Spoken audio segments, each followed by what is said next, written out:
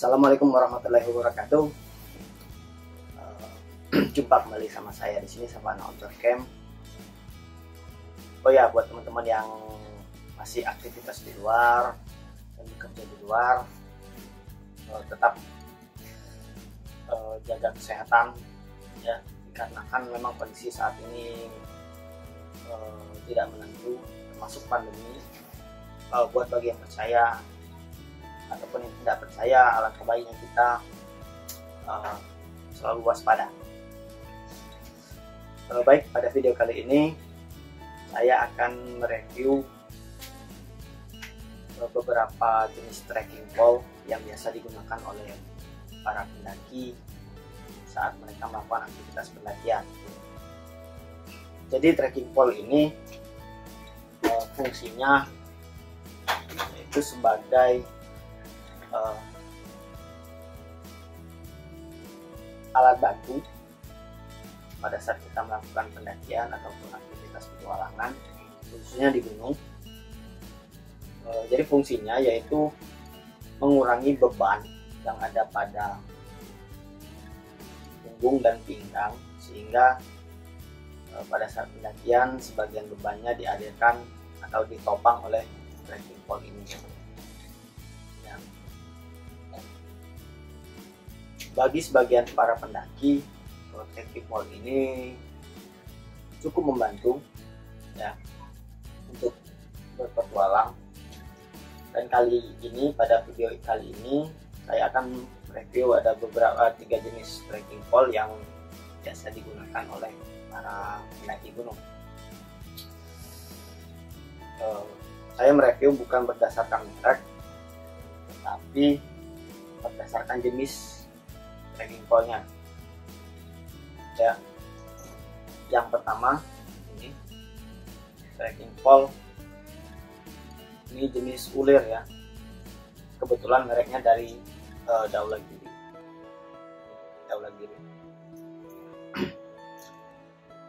Trekking pole ini memiliki berat mungkin sekitar 300 sampai 400 gram. Dengan panjang maksimal itu 135 cm pada saat dipanjangkan. Dia menggunakan sistem ulir. Diputar dulu, kemudian ada pengaturan berapa tinggi yang akan disesuaikan dengan penggunanya. Ya, sistemnya sistem ulir.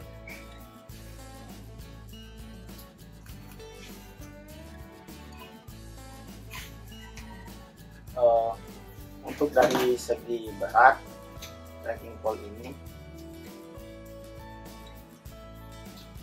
cukup berat kalau untuk trekking pole. Kemudian pada gripnya ini terbuat dari karet ya, dan di atas gripnya terdapat sebuah kompas kecil penunjuk arah. Kemudian tipenya yaitu tipe Aztec TP 101 dari Daulagiri dengan fitur anti shock. Ya, di sini ada anti shock. Berarti tipe anti shock ini pada saat kita memberikan beban pada trekking pole ini ada semacam pegas yang menahan beban tersebut. Pada saat ditekan atau diberi beban, dia akan ada semacam pegas yang menahan trekking pole ini. Ya, trekking pole ini terdiri dari 3 section.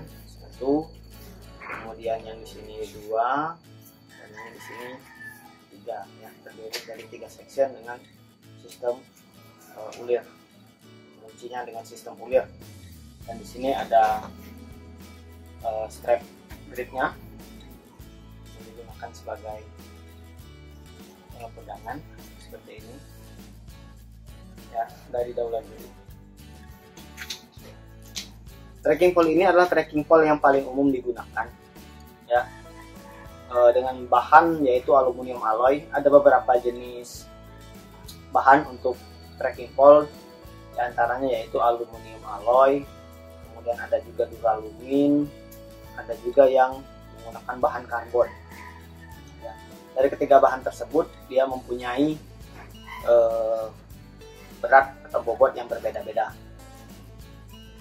Ini untuk trekking pole yang pertama ya, dari Daulagiri dengan sistem ulir. Bobotnya cukup berat ya. Bagi saya secara pengalaman pribadi, ketika saya menggunakan trekking pole yang seperti ini, bobotnya cukup berat. Kemudian ada juga trekking pole jenis yang kedua, yaitu trekking pole ini lebih pendek dari yang pertama tadi ya. Ini trekking pole dari Naturhike ya, dengan tinggi maksimal ketika dipanjangkan itu kurang lebih 100 cm ya, dengan berbahan dasar aluminium alloy juga. Aluminium alloy ya. Kita bahas dari gripnya dulu. Gripnya dia menggunakan busa Evapom sehingga terasa sangat ringan ya, terasa sangat ringan dan tidak licin ketika digunakan ya, apalagi di saat tangan berkeringat. Ini strap gripnya ketika digunakan seperti ini ya. Kemudian selanjutnya trekking pole Naturhike jenis ini menggunakan sistem lock ya, atau kunci. Di sini ada 3 section juga. Di sini kita kunci, kemudian kunci, buka lagi bagian section selanjutnya, dan kemudian kita kunci ya. Dan ini masih bisa panjang lagi, maksimal 100 cm.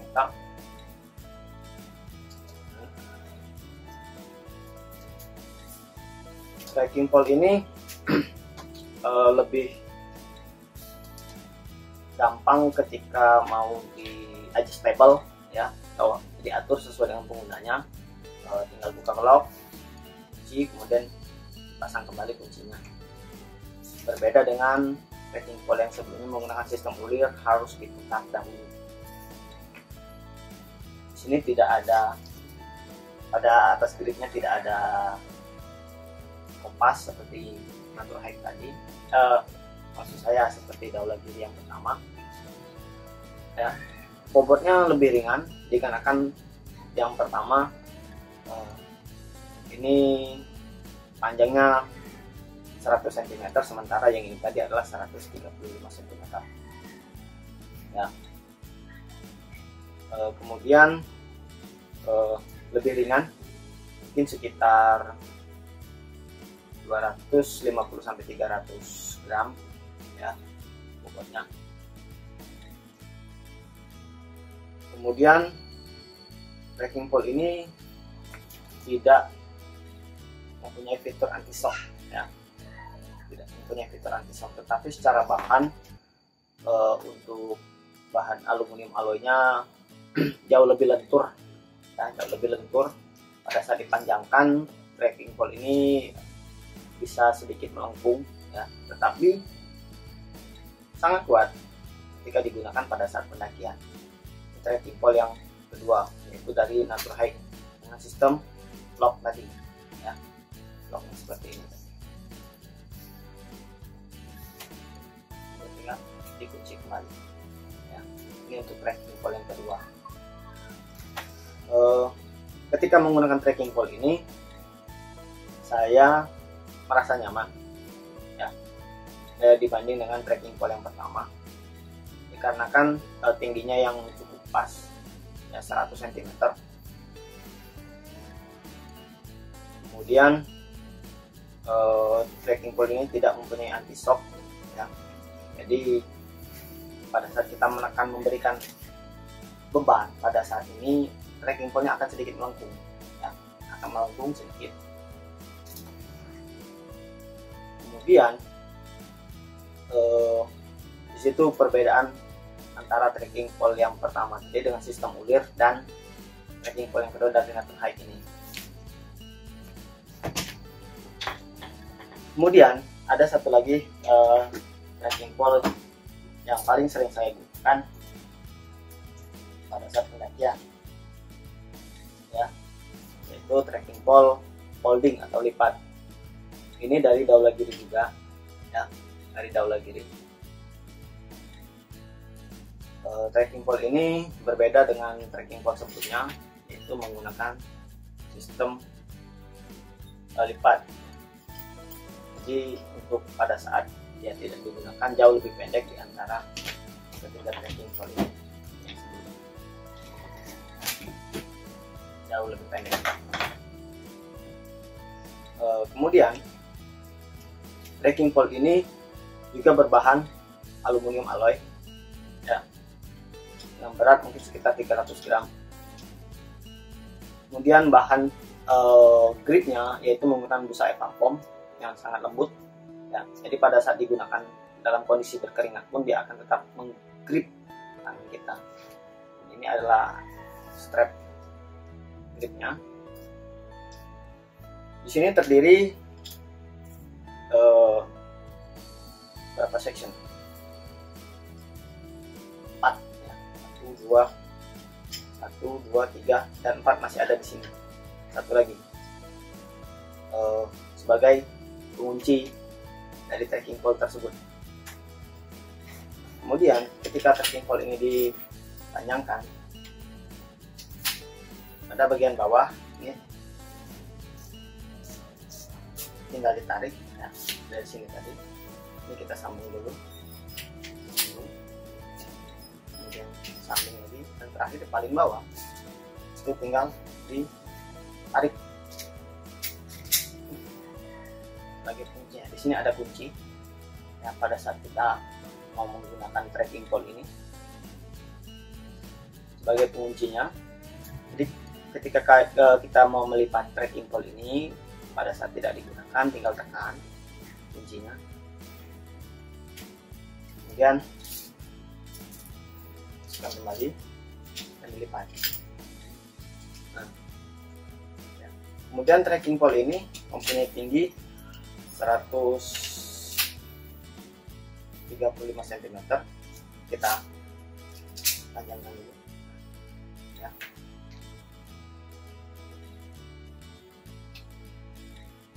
Dan ini masih bisa dipanjangkan kembali. Di sini masih ada sistem lock seperti tracking pole natural height tadi.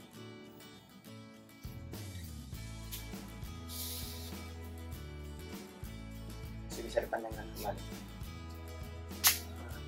Jadi tracking pole ini sangat panjang, ya.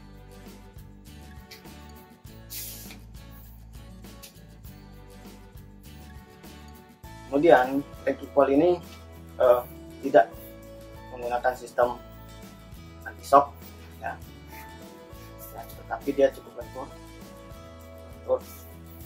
sehingga pada saat melakukan pendakian dengan tracking pole ini, beban yang dialirkan dari punggung dan pinggang ke tracking pole akan membuat tracking pole ini menahan beban dengan cara melengkung. Dari 3 tracking pole ini, mana sih yang paling baik untuk kita lakukan, yang kita gunakan pada saat pendakian? Jawabannya relatif, ya, sangat relatif. Itu menyesuaikan dengan tinggi badan dan kenyamanan dari masing-masing pengguna. Saya lebih prefer menggunakan tracking pole ini karena bentuknya pada saat dilipat jauh lebih kecil dan tidak banyak tempat.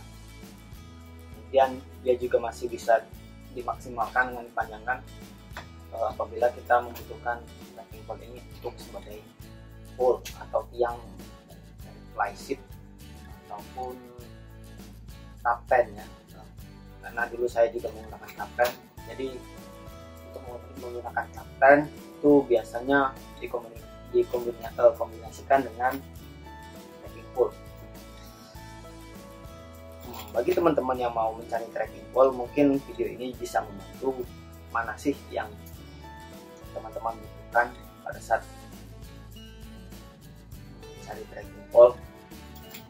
Ada yang sistem bulir yang biasa digunakan, kemudian ada juga yang natural height dengan sistem lock seperti ini. Kemudian ada juga dengan sistem yang lipat seperti ini. Itu menyesuaikan dengan kebutuhan teman-teman masing-masing. Kalau saya secara pribadi berdasarkan pengalaman saya lebih menggunakan yang ini. Nah, dikarenakan ini cukup ringan, kemudian gripnya yang sangat nyaman jika digunakan pada saat basah sekalipun.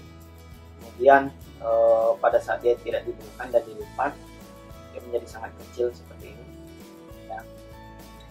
Dan bisa dimaksimalkan panjang lagi pada saat dibutuhkan sebagai tiang, baik itu untuk plyseat ataupun yang kapten.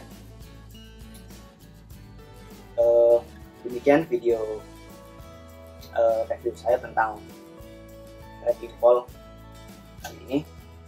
Jika teman-teman mau bertanya tentang trekking pole, silahkan klik kolom komentar, ataupun mau bertanya di mana saya mencarinya, boleh silahkan. Oh ya, satu hal lagi untuk tentang harga ya. Harga trekking pole dengan sistem Ulian ini itu berkisar antara 90 sampai 110 di marketplace, tergantung tokonya. Kemudian ini juga yang Natur Hike itu antara 100 sampai 120 atau 130 untuk yang Natur Hike. Sementara kalau untuk yang trekking pole jenis lipat itu berkisar antara 150 sampai 170 harganya. Ada lagi bahan yang digunakan, yaitu bahan karbon yang paling mahal, itu mungkin antara 500 sampai 600, dan itu bahan paling bagus ya. Karbon bahan paling kuat dan ringan. Demikian video kali ini. Sampai ketemu di video-video selanjutnya.